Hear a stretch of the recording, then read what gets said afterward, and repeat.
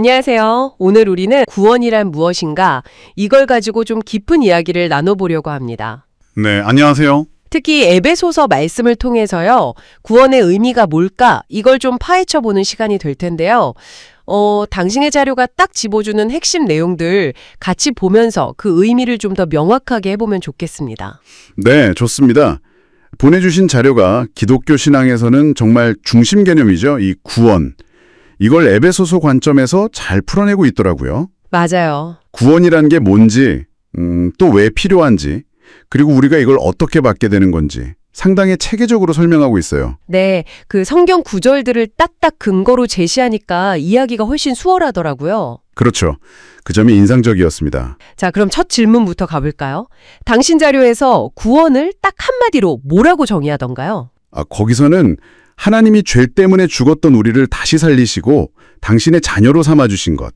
이렇게 아주 명료하게 나오죠. 네, 에베소서 1장 4절 5절 보면 하나님이 세상 만들기 전부터 이미 우리를 딱 선택하셨고 예수님 통해서 자녀 삼으시라는 계획 이걸 갖고 계셨다. 뭐 이런 내용이 나오잖아요.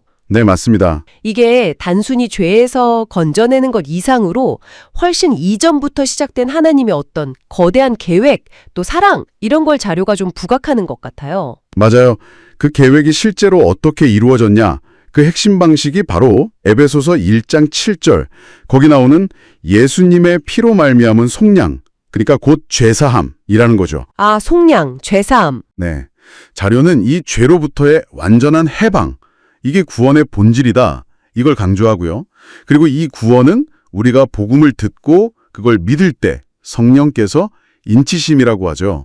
도장 찍듯이 네네. 일종의 보증, 확증, 이걸 주심으로써 이제 각 개인에게 실제가 된다. 이렇게 설명해요. 그게 에베소서 1장 13절 내용이죠. 아, 그냥 약속만이 아니라 지금 확실히 보증해 주신다는 그런 느낌이군요. 그렇죠. 현재적인 확신을 준다는 그런 의미로 볼 수 있겠네요. 그렇군요. 와, 처음부터 계획된 사랑이고 예수님을 통해서 이게 성취되고 또 성령으로 확증까지 된다. 그럼 다음 질문은 자연스럽게 왜 구원이 필요했냐 이걸로 넘어가네요. 네. 자료는 이 부분에 대해서도 상당히 직접적으로 말하는 것 같아요. 에베소서 2장 1절을 딱 인용하면서 인간이 원래 허물과 죄로 죽었던 상태였다. 이렇게요. 네, 그 표현이 강력하죠. 영적으로 하나님하고 완전히 그냥 분리된 상태였다. 이 말이네요. 네, 거기서 더 나아가서요. 자료는 에베소서 2장 2절 3절을 통해서 그때 우리 상태가 어땠는지 좀 더 보여줘요. 세상의 방식을 따르고 공중의 권세 잡은 자, 그러니까 불순종의 아들들 가운데서 활동하는 그 영을 따랐다. 아, 그리고 본질상 진노의 자녀였다.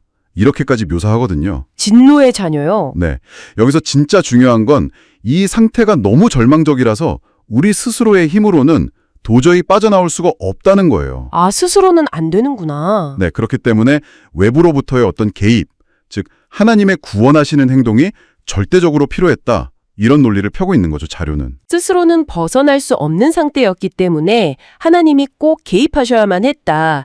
그러면 하나님은 어떻게 우리를 구원하시고 또 우리는 그 구원을 어떻게 받는 걸까요?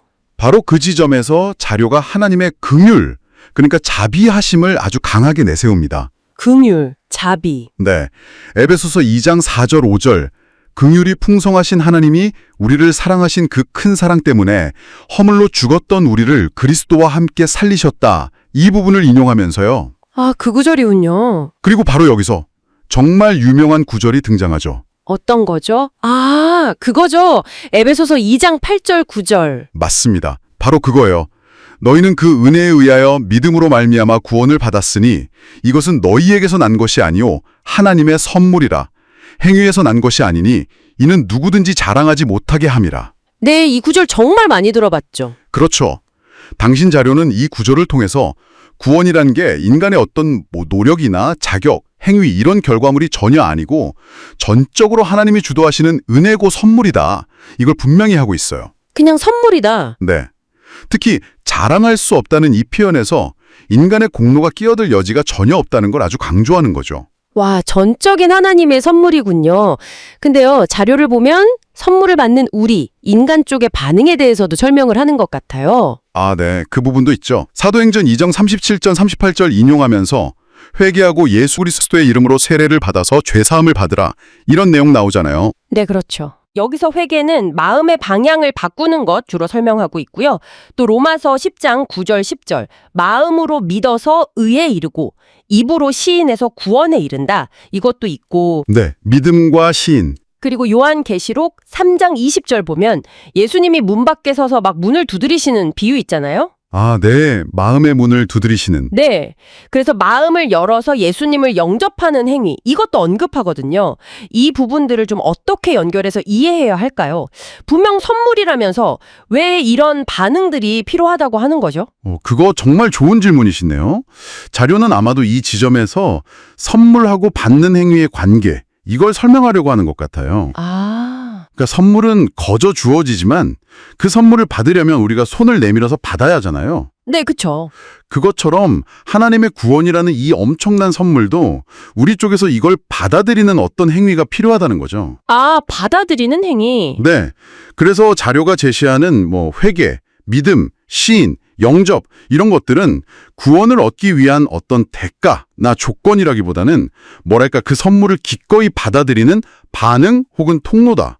이렇게 설명하는 것 같아요. 통로요? 네, 즉 행위로 구원을 얻는 게 아니고 은혜로 주어진 구원을 믿음으로 반응해서 받는다. 이런 개념인 거죠. 아, 그러니까 그 반응들이 구원의 대가가 아니고 선물을 받는 어떤 자연스러운 과정이다. 이런 설명이군요. 그렇죠. 그렇게 이해하는 게 자연스러울 것 같습니다. 그러면 자료에서 잠깐 언급했던 종교하고 복음의 차이, 이것도 이런 맥락에서 딱 이해가 되네요. 아, 네, 연결되죠. 인간의 행위나 노력을 강조하는 게 종교라면 하나님의 은혜와 선물을 강조하는 게 복음이다.